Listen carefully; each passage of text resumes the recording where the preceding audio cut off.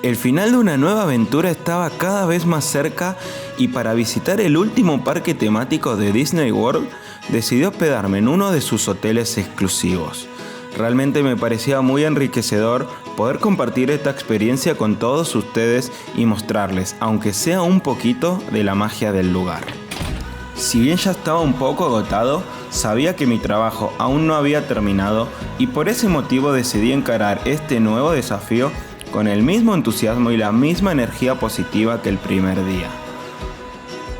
Un rico cafecito después y ya estaba listo para dejar que el día fluyera, o como dicen algunas personas, Hakuna Matata.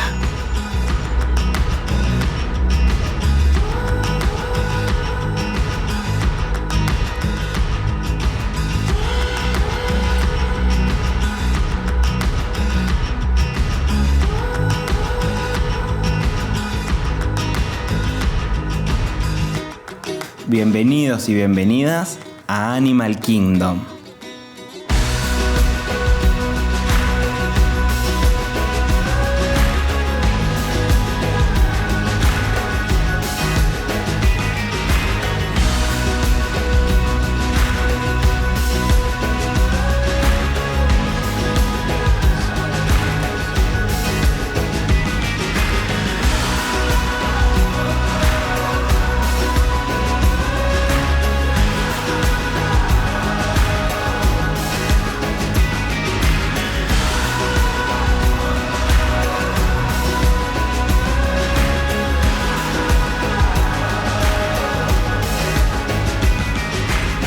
Me gustaría aprovechar este espacio para invitar a cada uno de ustedes a que reflexionen, tan solo por un momento, acerca de qué están haciendo para cuidar el planeta.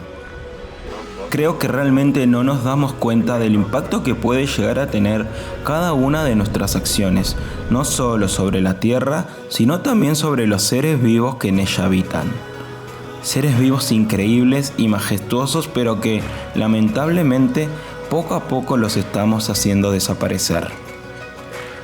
Recordemos que el mundo es de todas las especies que lo habitan, no solo nuestro. Ojalá aprendamos a convivir en paz antes de que sea demasiado tarde.